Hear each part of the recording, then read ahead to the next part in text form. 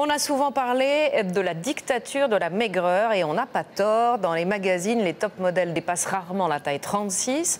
On est très loin de la vie réelle, mais depuis quelques mois, les rondes se rebiffent. Quelques journaux féminins leur ont donné la une. C'est mieux, mais cela ne suffit pas encore à faire évoluer les mentalités. Laetitia Legendre, Marie Gros. Des courbes, des rondeurs, des formes généreuses. Séance photo pour cette jeune modèle d'un jour. Une taille 46 qui s'affichera sans complexe sur un site internet dédié aux femmes rondes, loin des stéréotypes des magazines. Moi, ça m'énerve un petit peu, à vrai dire, de voir toujours des filles toutes minces, vraiment en plus retouchées.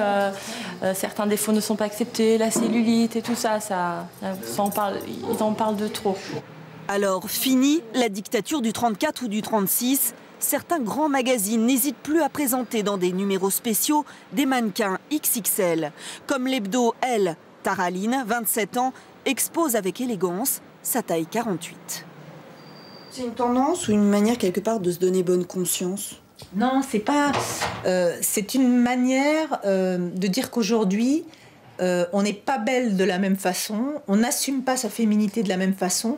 On a des manières extrêmement variées, différentes de le faire.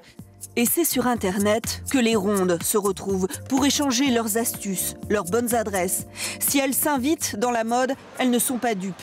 Les magazines continuent de promouvoir les régimes et les femmes brindilles. Si vous regardez dans la rue, vous voyez toutes les morphologies. On a des statistiques qui montrent qu'il y a plus de femmes qui font un 48 que de femmes qui font un 38. Donc il serait peut-être temps un petit peu d'inverser les choses. En effet, la dernière campagne de mensuration a montré que les Françaises, en 30 ans, ont pris une taille.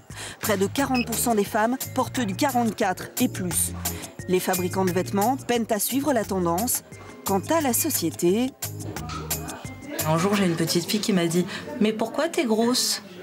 Bah voilà, parce que tout simplement, je pense que chez elle, on parle pas de ce genre de choses, donc elle peut pas savoir. C'était pas du tout méchant, c'était tout mignon.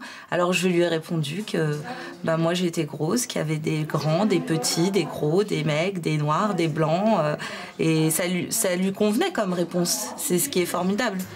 Avec son numéro spécial ronde, ce magazine a dopé ses ventes, plus 36%. Les femmes en chair sont aussi des consommatrices férues de mode qui assument de plus en plus leur forme et espèrent un jour faire bouger quelque peu les lignes et les mentalités.